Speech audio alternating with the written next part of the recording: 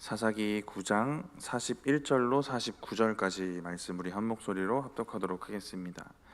아비멜렉은 아루마에 거주하고 스불은 가알과 그의 형제들을 쫓아내어 세겜에 거주하지 못하게 하더니 이튿날 백성이 밭으로 나오매 사람들이 그것을 아비멜렉에게 알리니라.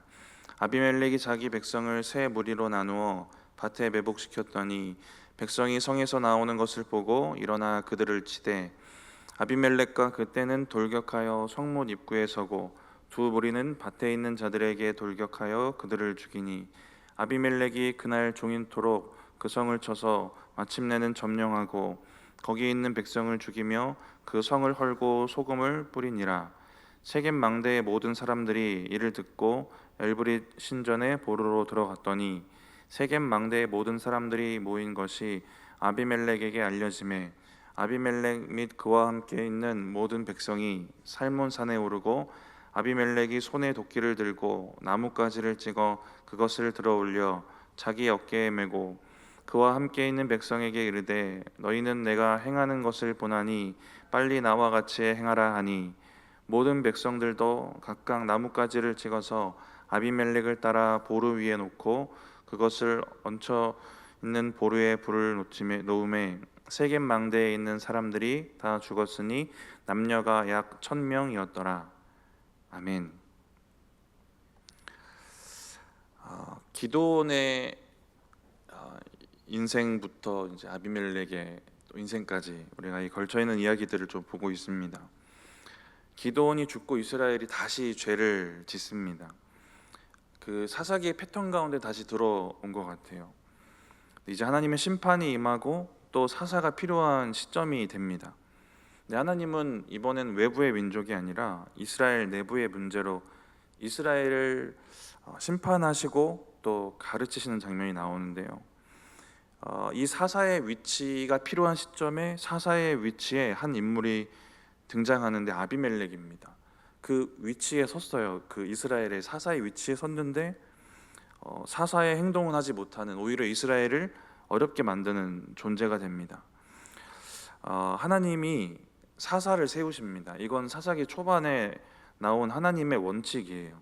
근데 아비멜렉은 스스로 사사가 되어서 스스로 왕이 됩니다. 세겜의 도움으로 기드온의 아들 69명을 죽이고 이제 왕이 됩니다. 스스로 자기가 왕이 되게 되는데요. 그리고 세겜이 이 아비멜렉을 지원하는데 재정적 지원도 합니다. 그 지원금이 어디서 나왔냐면 바알 신전에서 나왔어요. 우상의 돈으로 이스라엘의 왕이 됩니다. 하나님에 대한 너무 적극적인 반역의 모습이에요. 근데 그가 서 있는 위치는 사사의 위치입니다. 이스라엘을 이끌어야 되고 구원해야 되는 그 위치에 서 있어요. 이렇게 사사의 위치지만 하나님께 적극적으로 반역하고 있는 그런 위치에 스스로 서게 됩니다. 그래서 오히려 이스라엘을 어렵게 만들고 이스라엘의 공동체를 분열하고 어렵게 만드는 그 장본인이 됩니다. 이 상황 가운데 살아남은 기드온의 막내 아들 요담이 있었죠. 요담이 이제 우화를 통해서 아비멜렉과 세겜이 하나님의 심판을 받을 것이다라는 예언을 합니다. 그리고 이 일들이 성취되어져 가는 내용을 우리가 묵상하고 있고요. 오늘 본문이 이제 그 일부입니다. 그래서 오늘 본문 앞의 내용을 조금 살펴보면 9장 22절에 보시면 아비멜렉이 이스라엘을 왕이 되어서 다스린 지 3년이 지난 후의 일인데요. 그때 아비멜렉과 이제 그를 도왔던 그 세겜의 관계가 틀어집니다. 근데 이 일을 누가 하셨냐면 9장 23절에 이 분열을 만드신 분이 하나님이세요. 가알이라는 사람을 중심으로 세겜의 반역 세력이 등장을 합니다. 그리고 세겜의 군대 사령관이었고 또 아비멜렉의 측근이면서 또 실제적으로 세겜을 다스렸던 스불이라는 사람이 있습니다. 이 사람이 아비멜렉에게 가알을 중심으로 한 반역의 움직임을 이야기를 하고요. 가알에게는 전쟁을 충동합니다. 그래서 이 싸움을 붙이게 되고 싸움을 아비멜렉이 승리하게 돼요. 근데 아비멜렉의 화가 아직 안 풀린 것 같아요. 그 다음에 이어지는 내용이 오늘 본문이거든요. 그래서 오늘 본문을 보시면 다시 세겜을 공격하고 또 이어서 세겜 망대에 모여 있는 사람들을 학살하게 됩니다. 이런 흐름 가운데 있는 오늘 본문인데요. 우리 오늘 본문 41절 다시 한번 읽어보겠습니다. 아비멜렉은 아루마에 거주하고 스불은 가알과 그의 형제들을 쫓아내어 세겜에 거주하지 못하게 하더니, 가알 반역 세력 그 가알과의 전쟁에서 승리하고요. 아비멜렉은 아루마라는 곳에 가서 자기의 기반을 튼튼하게 단단하게 만듭니다. 그리고 가알은 세겜에서 추방시켜 버리고요. 이렇게 전쟁의 긴장감이 남아있는 순간인데 42절을 보면 세겜의 일반 백성들이 일을 하러 밭에 나오는 장면이 나옵니다. 우리 42절 같이 한번 읽어보겠습니다. 이튿날 백성이 밭으로 나오매 사람들이 그것을 아비멜렉에게 알리니라. 이들은 군인이 아니고 일반 백성인데요. 밭으로 일하러 나옵니다. 근데 가알과 아비멜렉의 그 싸움이 있었던 그 이튿날이에요. 아직 전쟁의 긴장감이 남아 있고요. 죽을 수도 있는 상황인데요. 이 세겜의 백성들은 이 긴장감과 위험을 느끼질 못합니다. 세겜 백성들은 이 상황을 심각하게 생각하지 않는데 지금 아비멜렉의 계획은 이들을 잔인하게 죽여야 되는 그 계획을 갖고 있는 거예요.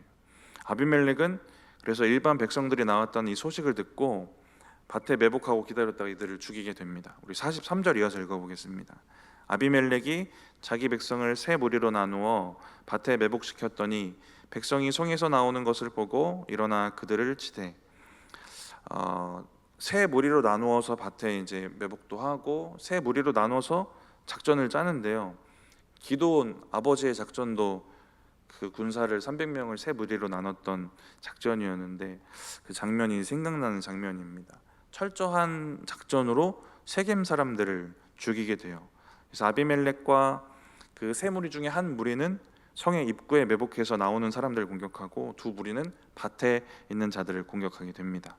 우리 44절, 45절 읽어보겠습니다. 아비멜렉과 그때는 돌격하여 성문 입구에 서고 두 무리는 밭에 있는 자들에게 돌격하여 그들을 죽이니 아비멜렉이 그날 종일토록 그 성을 쳐서 마침내는 점령하고 거기 있는 백성을 죽이며 그 성을 헐고 소금을 뿌리니라. 이렇게 수많은 세겜 사람들이 죽습니다. 반역 세력만 없애는 게 아니라 그 성 사람들을 다 죽이고 성을 점령하게 돼요. 세겜 사람들의 근데 그 세겜 일반 백성들의 모습을 좀 되짚어 보면 전쟁이 끝나지 않았는데 밭에 나가 일을 합니다. 전쟁의 심각성을 느끼지 못하고요. 당연히 하나님의 심판이다라는 걸 깨닫지 못합니다. 하나님의 심판의 때도 여전히 그래서 먹고 살기에 바빠요. 피할 것과 돌이킬 마음을 품지를 못합니다. 하나님이 내리시는 성경 안에서의 심판, 또 우리에게 주어지는 징계나 심판을 봐도 하나님의 징계와 심판에는 언제나 함께 주어지는 게 있는데 하나님의 긍휼입니다. 그래서 이거는 기회로 주어져요. 그래서 인간이 계속 거절하면 어쩔 수 없습니다. 주시고 싶어도 못 주시는 긍휼이 됩니다. 그러니까 하나님은 세겜의 심판 이전에 이미 요담을 통해 심판을 경고하셨어요. 이 말씀을 듣고 돌이킬 기회를 분명히 주셨습니다. 9장 7절을 보시면 요담의 우화가 이렇게 시작이 돼요. 세겜 사람들아 내 말을 들어라. 그리하여야 하나님이 너희 말을 들으시리라. 요담의 감정만 우리가 한번 생각해 보면요, 요담이 얼마나 화가 났을까요? 형제가 다 죽고 집안이 다 무너져 내렸습니다. 엄청난 분노와 저주의 마음이 있었을 거예요. 그러니까 이게 인간적인 말과 감정으로만 얘기했으면 심판과 저주의 말만 해도 모자른 그런 상황이에요. 그런데 9장 7절에 요담을 통해 전해진 하나님의 말씀이 뭐냐면 회복의 여지가 보이는 겁니다. 이 말씀을 들어라. 그럼 너희의 말을 하나님 들으실 것이다. 요담을 통해 하나님이 심판을 경고하셨고 요담은 자기 감정을 좀 넘어서서 이 말씀을 그대로 전합니다. 이렇게 돌이킬 기회들이 주어져요. 그런데 아비멜렉도 그렇고 또 세겜도 그렇고 이 3년의 그 통치 기간 동안 이 요담의 경고는, 하나님의 경고는 철저하게 무시를 당합니다. 아무도 이 경고를 듣지 못하고 이 기회를 잡지를 못해요. 우리의 인생으로 또 믿음으로 가져와 보면 저와 여러분도 하나님의 심판과 징계의 말씀, 이 말씀을 우리가 민감하게 들을 수 있는 그 영적 민감함이 있어야 되는 겁니다. 그래야 하나님이 그 여지로 남겨두신 긍휼, 하나님이 심판하고 징계하시지만 우리를 깨닫게 하시고 돌이키게 하시고 새롭게 하실 그 은혜의 결론 지점에 우리가 갈 수 있는 겁니다. 하나님의 경고의 말씀을 듣고 분별하는 은혜, 깨달을 수 있는 그 은혜가 필요하고요. 그래서 배우고 또 깨닫고 돌이킬 수 있는 그 은혜 앞으로 나아가야 하는 것입니다. 45절을 다시 한번 보면 아비멜렉이 세겜을 정리하고 한 행동이 하나가 있는데 소금을 뿌립니다. 성도 헐구형. 근데 소금 뿌리는 걸 보면 지금 무슨 마음이 있는 거냐면 그 땅을 소금기 있는 땅으로 만들겠다라는 겁니다. 황폐하게 만들어서 곡물 자랄 수 없는 그러한 황폐한 땅으로 만들겠다는 건데요. 아비멜렉에게 그 땅을 다 황폐하게 만들 만한 소금이 있진 않습니다. 이거는 상징적인 행동이고 저주를 내리는 그런 행동이에요. 그런 의식인데요. 그만큼 철저하고 잔인하게 심판하겠다라는 걸 보여주는 겁니다. 보여주는 거예요. 주변에 다른 사람들에게 겁을 주고 너희들은 이렇게 반역하면 이렇게 될 거다라는 경고를 주는 겁니다. 그리고 자신의 입지를 이렇게 높여가는 건데요. 아비멜렉은 자기에게 중요하게 여겨지는 게 있어요. 자존심도 있을 것이고 권력, 자기의 입지, 항상 그 입지가 불안정한 상황에서 살아왔으니까요. 이것을 지키기 위해서 정말 잔인할 정도로 철저하고 단호하게 행동합니다. 근데 아비멜렉이나 이스라엘이나 정말 이들이 단호하고 철저하게 잔인할 정도로 끊어내야 됐던 건 뭐냐면 가나안의 우상과 문화, 가나안의 죄였거든요. 근데 이스라엘은 정말 부끄러울 정도로 반복해서 너무 쉽게 가나안의 바알로 돌아가 버립니다. 아비멜렉은 바알의 돈으로 왕이 되고 정말 철저하고 잔인할 정도로 단호해야 될 것에는 그러지 못하고 정작 자기의 것을 지키기 위해서는 너무나도 잔인한 모습을 보여주는 그냥 이런 본성들이 인간의 통일적인 본성 아니겠습니까? 저와 여러분도 그래서 이 육적인 본성을 따라 살지 않도록 하나님 앞에서 정말 내가 철저하고 잔인할 정도로 단호해야 될 부분이 무엇일까를 돌아봐야 되는 겁니다. 지금 나는 어떤 문제에 목숨을 걸고 그렇게 단호하게 살고 있는가를 돌아봐야 돼요. 그렇지 않으면 그냥 육적인 본성과 그 본성이 부딪히고 살아가는 그 세상의 원리 그대로 살 수밖에 없는 거예요. 아비멜렉처럼 내가 중요하게 여기는 것, 내가 가치 있게 여기는 것, 이것을 지키기 위해서는 정말 단호하고 철저하게 행동하는데 하나님이 중요하게 여기시는 것, 이런 부분들을 놓치고 살 수 있게 되는 겁니다.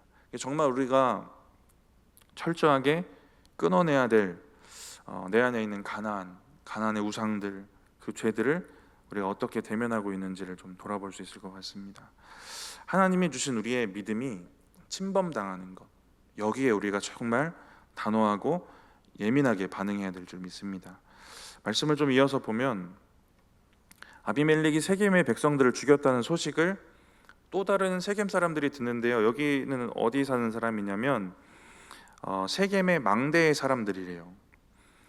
46절 말씀 같이 한번 보겠습니다. 세겜 망대의 모든 사람들이 이를 듣고 엘브릿 신전에 보루로 들어갔더니 세겜 성읍과 어느 정도 떨어져 있는 곳에 있는 이 망대인데요. 망대라는 단어를 보면 우리에게 느껴지는 느낌은 뭔가 적의 움직임이나 침입을 살펴볼 수 있는 등대 같은 건축물, 이런 느낌이 먼저 오는데요.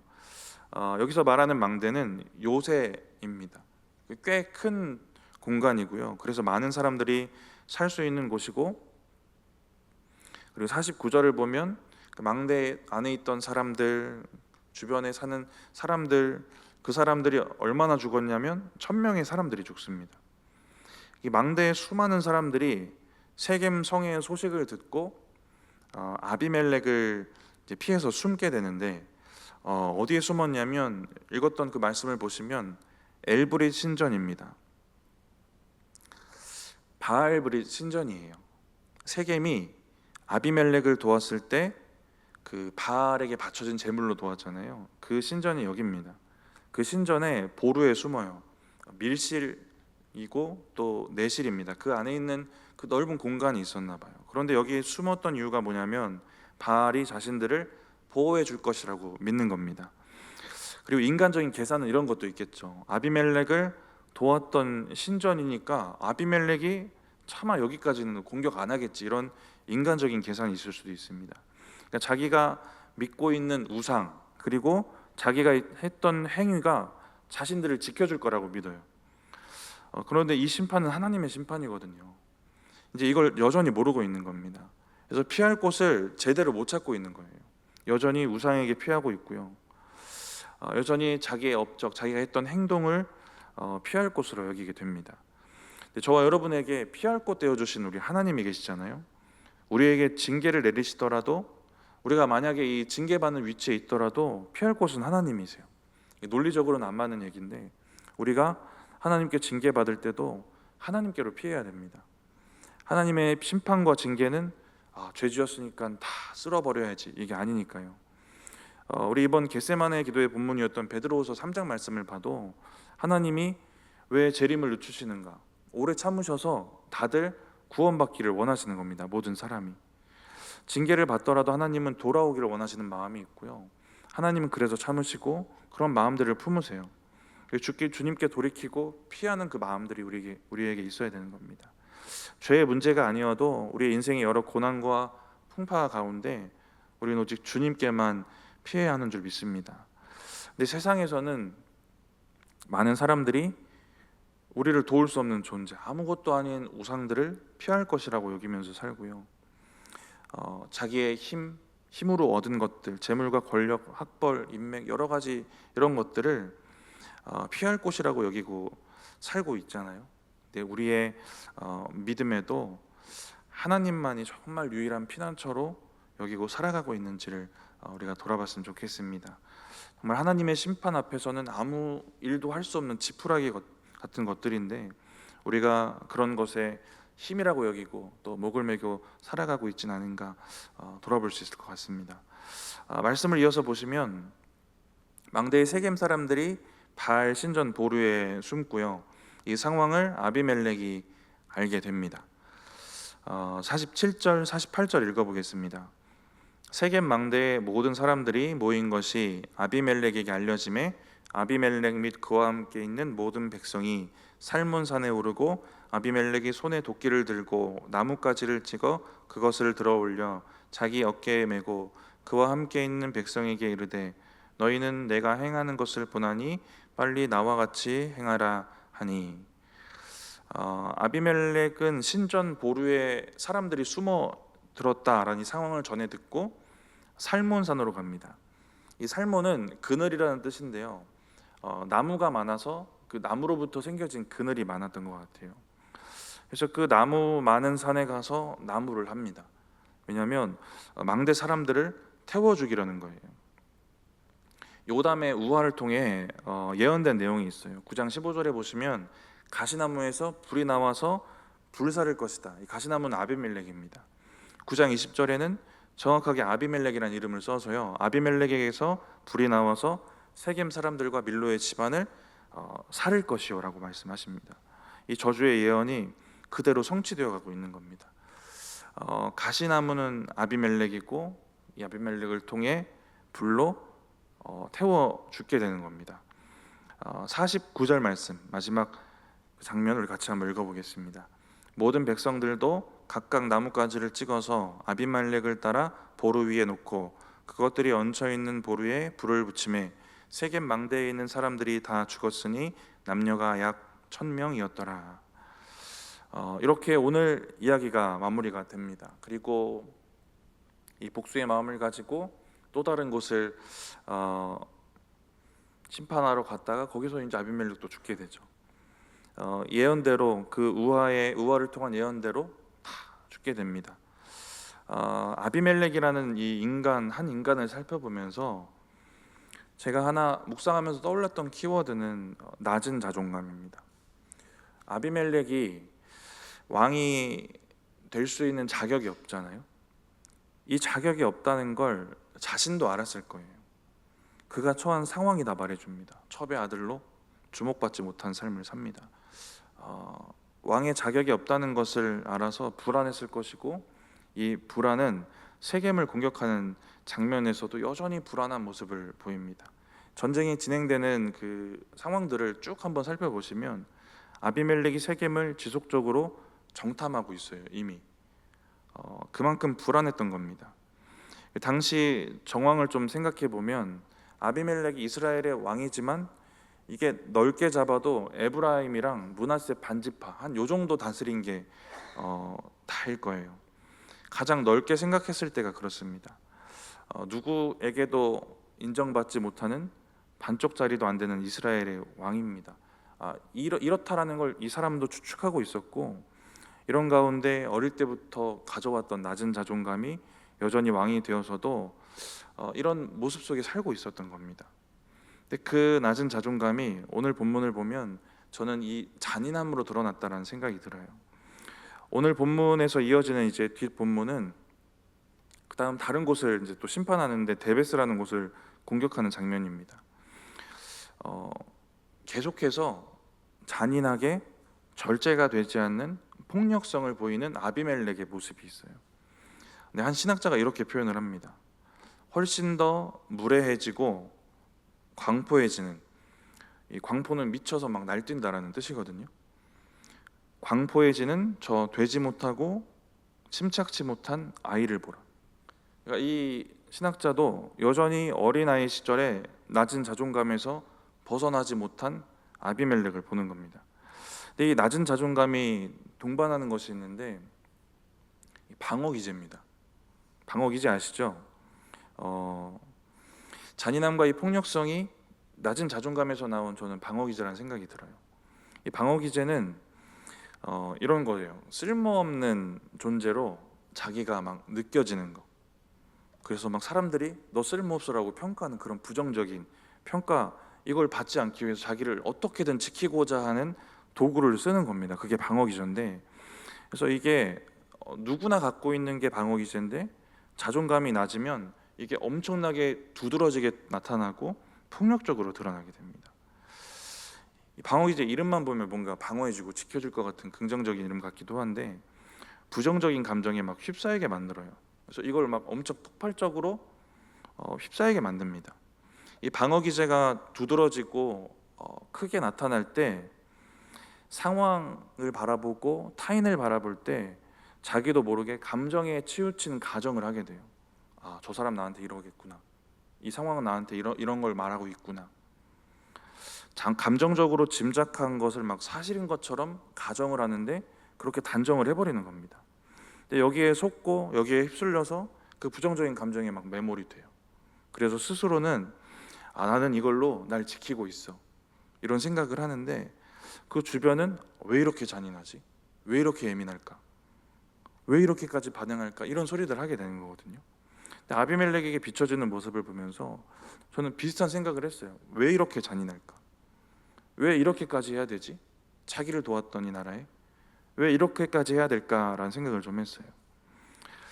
낮은 자존감을 가진 사람들이 사용할 수 있는 방어 기제 유형들이 몇 가지 있대요. 근데 그 중에 네 가지 정도를 보면 그 아비멜렉 같은 모습이 좀 보입니다. 첫째는 외부 요인을 탓하는 건데요. 실패하거나 막 좌절했을 때 환경이 불공평했다, 아니면 타인 때문이다, 이렇게 원인을 찾는 겁니다. 아비멜렉이 자라온 환경에서도 이러지 않았을까라는 생각이 들고요. 둘째는 과도하게 성취하는 것이라고 하는데 더 나은 것을 막 얻고 더 높이 가려고 막 성취하는 건데 성취 후에도 만족을 못해요. 그래서 하지 말아야 될 것까지 막 과도하게 성취해 가는 겁니다. 아비멜렉이 왕이 되기까지 또 왕위를 지키기 위해서 보여준 잔인함도 이 과도한 성취 중에 하나 아니겠습니까? 또 세 번째는 부풀리기라는데요. 자신의 낮은 위치나 쓸모없는 내가 쓸모없는 존재라는 것을 들키지 않기 위해서 자기를 막 부풀려서 과시하는 겁니다. 오늘 본문의 잔인함, 소금 뿌리는 장면, 그렇게 경고하고 또 과시하고 또 부풀리는 모습들을 볼 수 있고요. 네 번째 마지막으로는 투사하기입니다. 자기의 결함이 타인에게 보이면 자기도 그런데 타인을 막 욕하고 비난하는 거예요.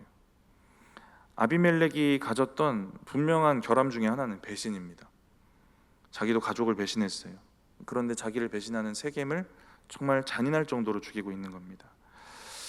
이런 아비멜렉의 낮은 자존감이 하나님 없이 스스로 높아지는 모습으로 드러났고, 힘으로 다른 사람이 올라가려고 하는, 또 억압하려고 하는 그런 모습과 폭력성, 잔인함으로 드러나게 된 것 같아요. 근데 그래도 여전히 낮은 자존감의 굴레에서 벗어나질 못합니다. 하나님 없이는 절대로 여기서 벗어날 수가 없는 거거든요. 그러니까 우리가 여기서, 그래서 우리는 무엇을 적용해 볼 수 있을까? 하나님 앞에서 우리의 존귀함을 우리는 확인하는 겁니다. 그래야 우리의 자존감이 흔들리지가 않는 거예요. 이걸 자꾸 확인해요. 확인을 해야 흔들리지 않습니다. 자존감이 흔들릴 만한 여러 가지 요소들 너무 많거든요. 우리도 연약하고. 그래서 우리가 낮은 자존감이 막 휩싸여가지고 방어 기제를 열심히 발동시켜서 아비멜렉처럼 누군가를 해치거나 죽이진 않겠죠. 근데 제가 이 말씀을 좀 생각해 보면서 들었던 생각은, 낮은 자존감 때문에 이걸 지키기 위한 방어 기제가 발동돼서 복음이 흘러갈 통로는 막겠구나, 이 생각을 좀 하게 됐어요. 그래서 우리가 우리의 자아와 중심에 온전한 하나님의 형상이 잘 있는지를 늘 돌아보고, 그 가운데 우리가 거룩하고 건강한 자존감을 우리 하나님 앞에서 자꾸 확인해 가는 것이 좋을 것 같습니다. 제가 요담의 우화, 또 아비멜렉의 스토리 가운데 요담의 우화를 좀 묵상하면서 두 번째 생각난 키워드는 이걸 같이 나누고 좀 마치려고 하는데요. 요담의 우화 가운데 제가 16절과 19절에 엄청 여러 번 동그라미 친 두 가지 단어가 있어요.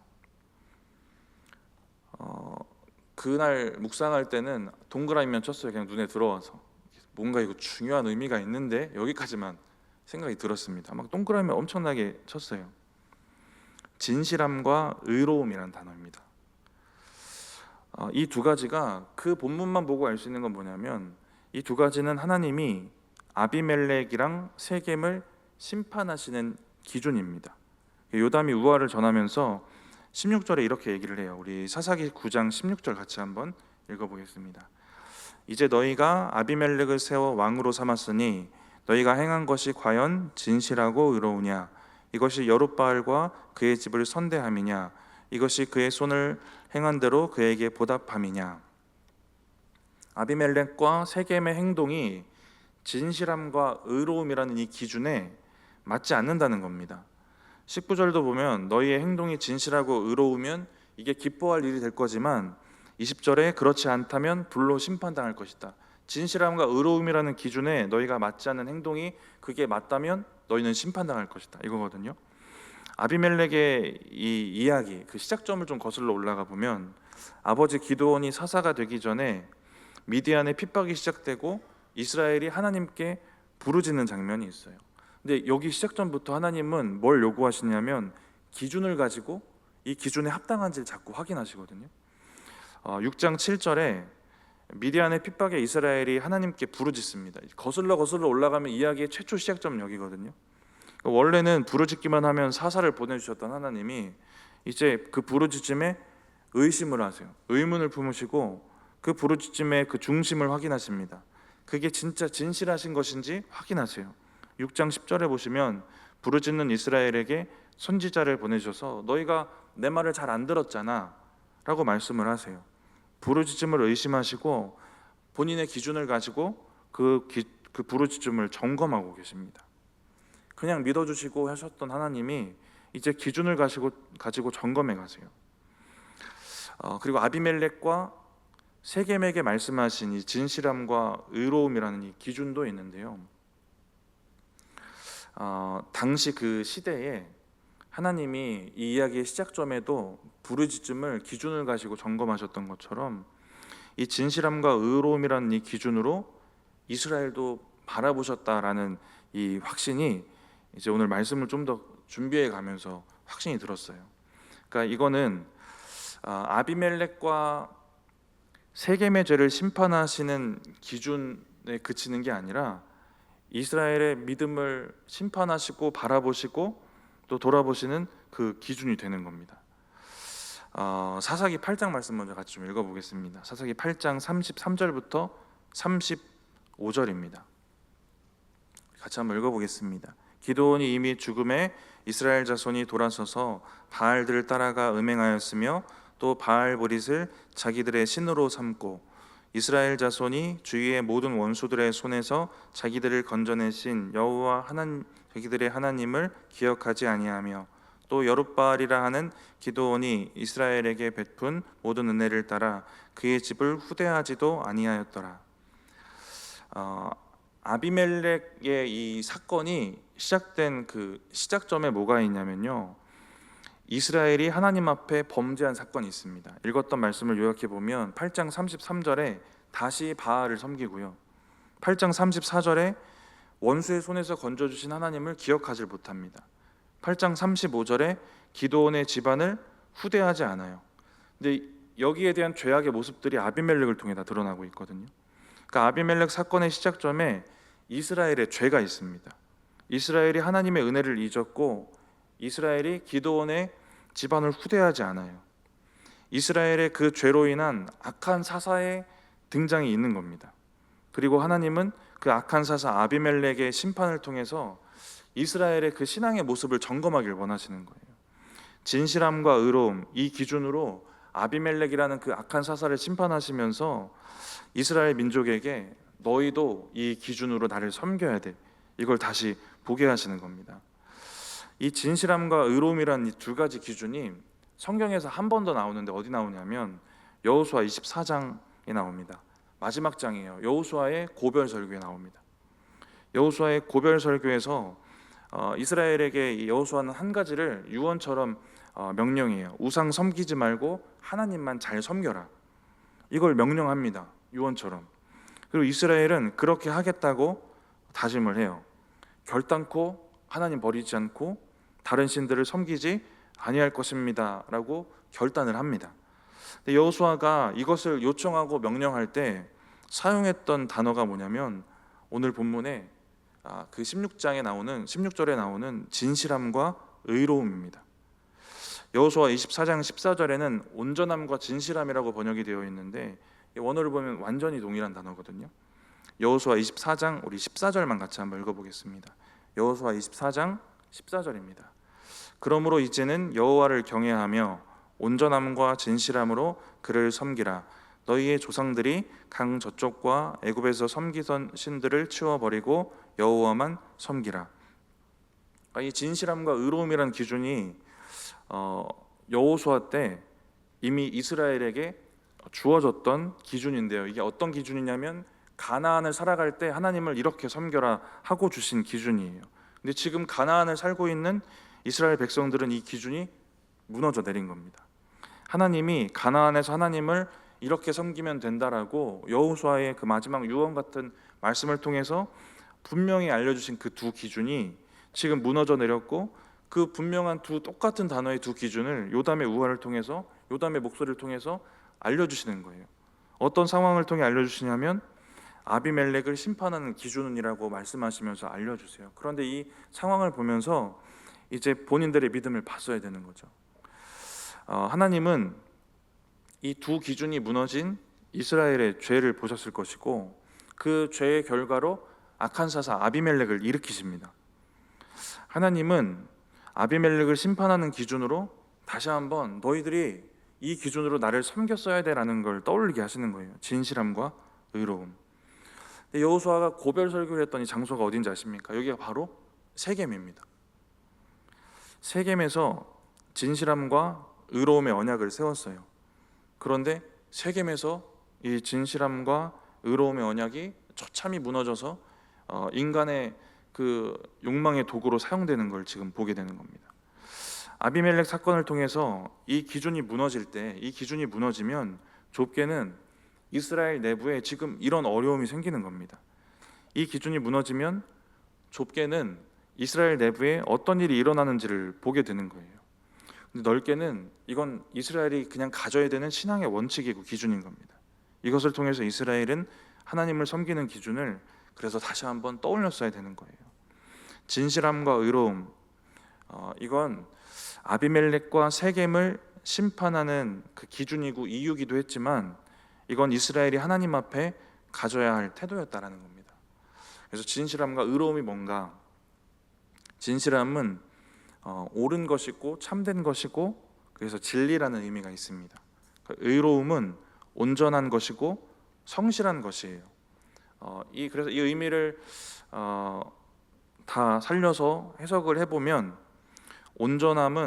의로움은 온전함과 성실함을 가지고 주님을 섬기는 건데요. 이걸 끝까지 신실하게 해나가는 겁니다. 성실하게.